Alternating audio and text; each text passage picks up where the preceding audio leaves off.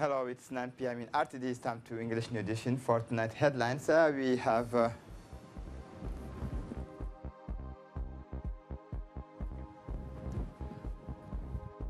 the edition workshop for development communication and strategy.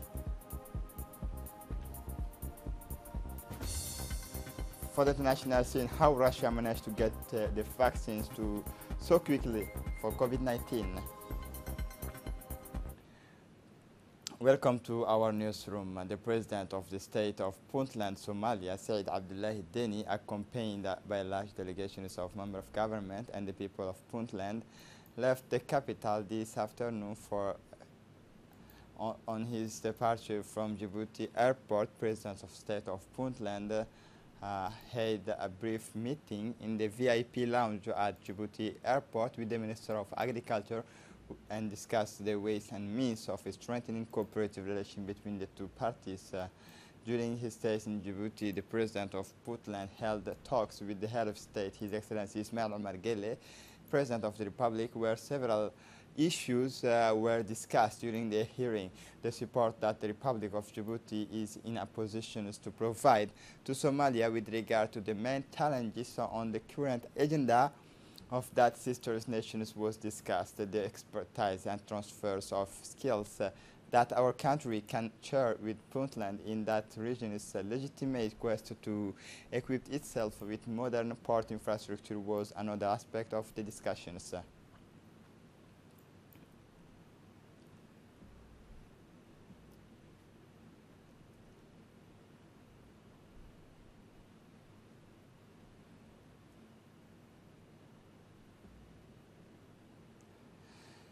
The Minister of Social Affairs Solidarity, in collaboration with UNICEF, organized this morning a workshop to validate the communication strategy for development at Hotel Kempinski.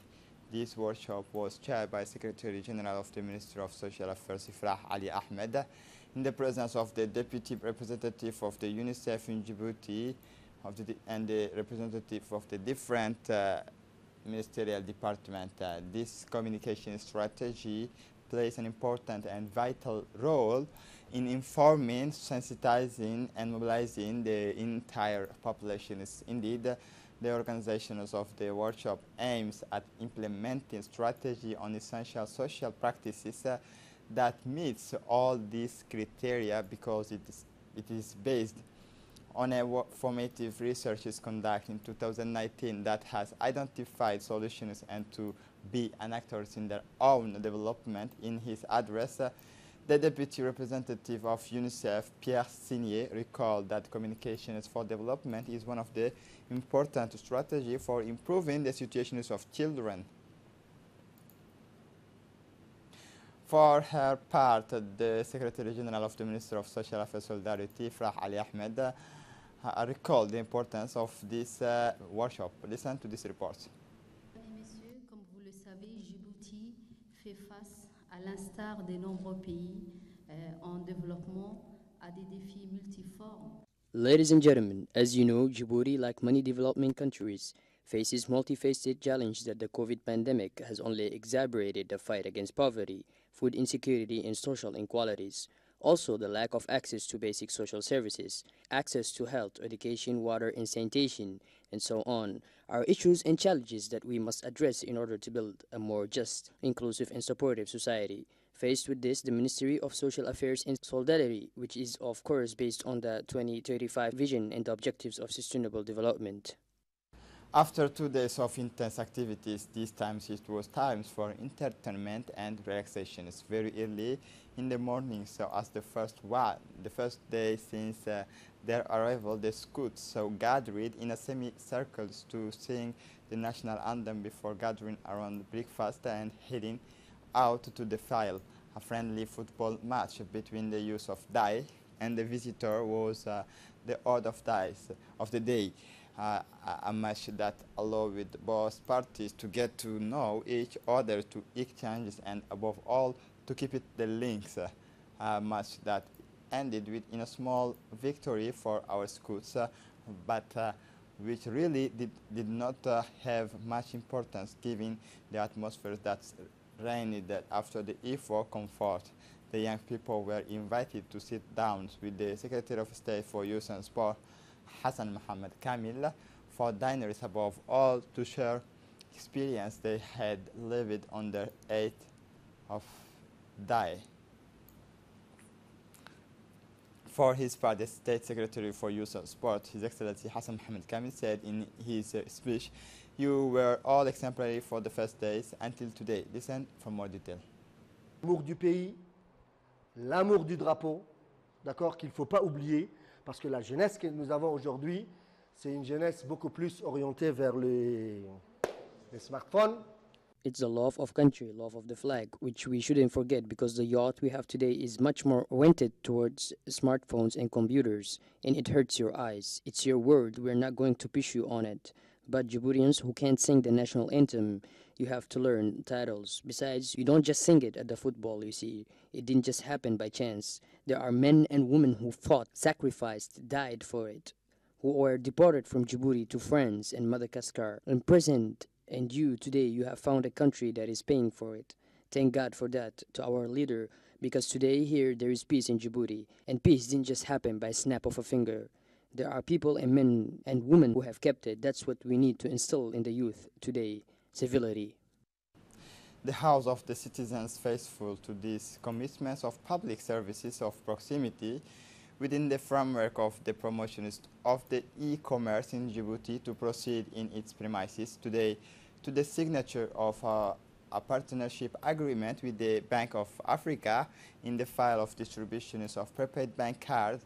The Director General of the Djibouti Post Office, Mr. Bahnan Ali Medal, and the Director of the BOA, Mr. Farid Bouri, have initialed the official documents. The Post of Djibouti, national leaders of in the transport and delivery of parcels in Djibouti, is also the first logistics operators in e-commerce in Djibouti. Thus, the Bank of Africa decided to collaborate with the post offices in the file of online payment with their prepaid Visa card without the need for a bank account. Indeed, e-commerce requires a logistical and financial components. Hence, these collaborations between the House of the Citizens and the Bank of Africa. The director of the Djibouti Post Office is Bahnan Ali Medal to take this opportunity to stress the importance of strategic public-private partnership and at the same time listen to this report. C'est un jour assez particulier aujourd'hui à la Poste de Djibouti puisque nous avons signé une convention de distribution des cartes prépayées. Today is a rather special day at the Post of Djibouti as we have signed an agreement to distribute all of Africa's prepaid cards in our network. This partnership is part of the digitalization of financial services in our country. It is also part of a movement of fighting the COVID-19, which means that online purchases have increased and that these purchases require at least two things. A logistical complement. This is where the post is present. It's our main business, but it's also the financial complement. So we are now turning to a bank and the historic banks of the Republic of Djibouti to be able to work and allow our customers to have access to a reliable and international bank card for their online payment. It is a prepaid card that does not require the opening of a bank account. So this access and this democratization of access to financial services bode well for the economic fabric for the individuals. We are very proud today to be able to work with the African Bank, which is the first bank to trust us for the use of our network, and we thank the managing director and his team very much for this signature and this agreement. Embassy of India in Djibouti celebrates this morning the 74th anniversary of India's national holiday. Ambassador Ashok Kumar hosted a reception this morning gathering all Indian nationals present in Djibouti. Ceremony was rich in color with traditional Indian melodies, the raising of the Indian flag and the national anthem.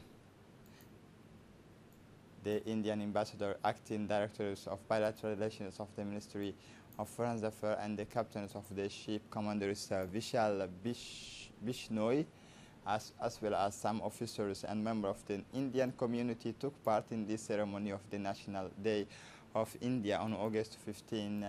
In 1947, after a struggle to achieve independence of which Gandhi was one of the leaders, India became an independent country. It is then the birth of the two new states, India and Pakistan. This day was declared a national holiday and a public holiday in India.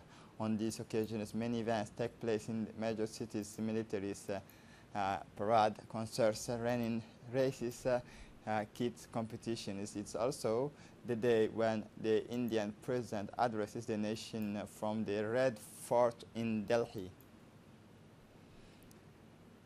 The ambassador of India in Djibouti, Ashok Kumar, has made an important speech on this occasion. Listen to him. The Embassy of India, as we all know, that started functioning with my arrival since April 2019. Before the opening of the resident mission in Djibouti, Mr. Nalin Kothari of Messrs. J.J. Kothari was honorary consul in Djibouti, and our ambassador in Addis Ababa was the ambassador with concurrent accreditation. Since the opening of this mission, we have accomplished the establishment phase of the embassy. We shifted into this building in a record time of 5 months on 1st October 2019. All officials, including myself, also shifted to the houses near the Chancery building for smooth functioning of the mission. Within 6 months of my arrival, the embassy started offering all consular services from 16th October 2019. The embassy organized many social and cultural events. COVID-19 pandemic has affected us all as global citizens. However, it has brought us the best in Indian citizen and shown to the world the determination and resilience of the government as well as the public in general. It is heartening to see that COVID-19 warriors, doctors, nurses, police personnel contributing their best to fight the pandemic in Djibouti and in India.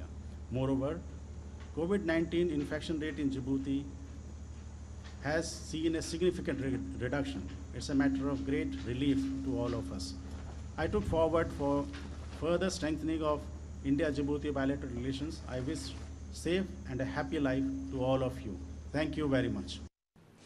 During the day of Wednesday, August 12, took place the inaugurations of Intercultural Library of UTA Boka Ahmed Center, directed by the Association of Dar es Salaam by the consulars of Japan, of the Ambassador of Japan in Djibouti, Mr. Kawaguchi Kenzo, and the Secretary General of the City of Djibouti, Mr. Mahmoud Boghorri Abdullahi. Taking the floor, the President of the Dar es Salaam Association, Mr. Abdul Qadir Mahmoud Dali, thanked the Embassy of Japan in Djibouti for financing the Intercultural Library project and Caritas Italiana for its completion. As for Ms. Boca, Director of the Center, she added that the Intercultural Library will promote the intellectual development of everyone, and this place will also serve as a place for the neighborhood councillors to meet and work to participate more in development. The Secretary General of the Town Hall, Mr. Mahmoud Boghorre, congratulated the Dar es Salaam Association, which runs the UTA Boka Ahmed Center, for having created this library for the benefit of the population, and it will also promote the intellectual development of all. The representative of relief organizations of Saudi Arabia based in Djibouti, Mr. Kramma, committed himself to support this intercultural library for its endowment of books and for its operation. Despite our recommendation by the writings and audiovisual press on the respect of fire prevention measures during this period of high vigilance Khamsin period, 3 fires occurred this morning. A fire started in a coal near of an industrial complex in Duda. A fire started in a house in Balbala Wahledaba. 4 houses were destroyed, 2 of which were partially destroyed. The presumed cause of fires was a stove left unattended. A brush fire started at Humbuli Cemetery. This fire is of voluntary origin, risks spreading to the neighboring homes. This is why we recommend that the population respect the safety and fire safety measures.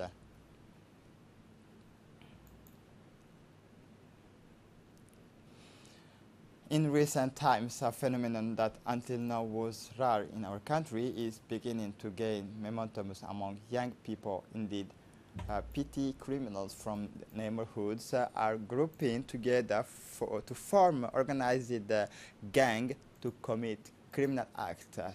With this in mind, the investigators of the Neighborhood Brigade 345 recorded several complaints of extortions in Neighborhood 3, precisely in the area commonly known as English.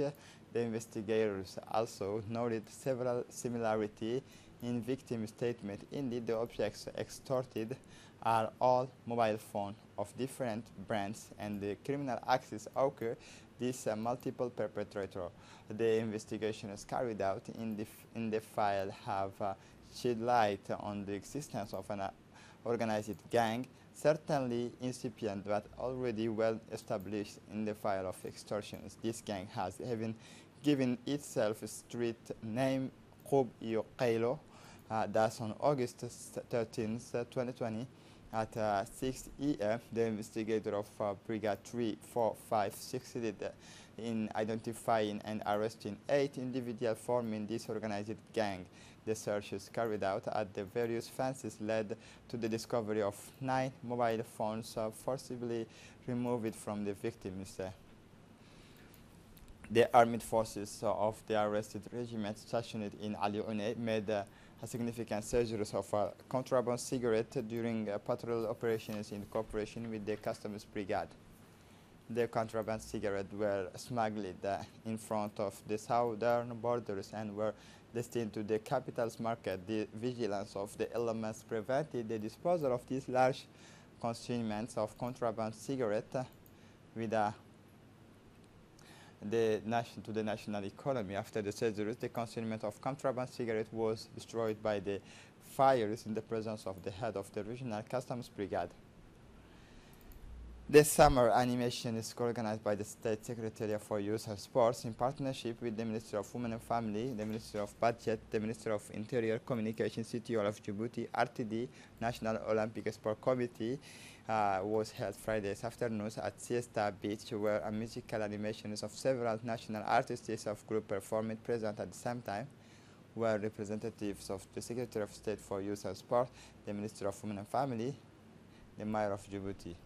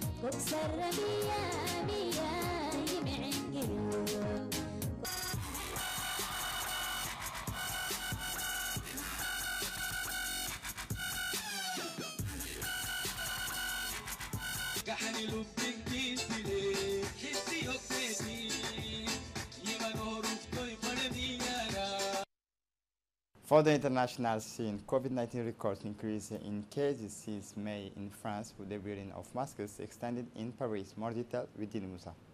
According to these figures, 3,310 new positive diagnoses were recorded, as well as 17 new outbreaks of cases clusters. However, the increase in the number of tests currently being carried out is not enough to explain this rise, as the rate of positive tests also continues to rise to 2.6%, while the number of people in intensive care remains more or less stable, 376 on Saturday. The authorities are stepping up preventive measures. Already compulsory in some Paris streets, the obligation to wear a mask outside is now extended to entire districts of the French capital, including the Le Havre district, the Latin Quarter, and the Champs-Élysées.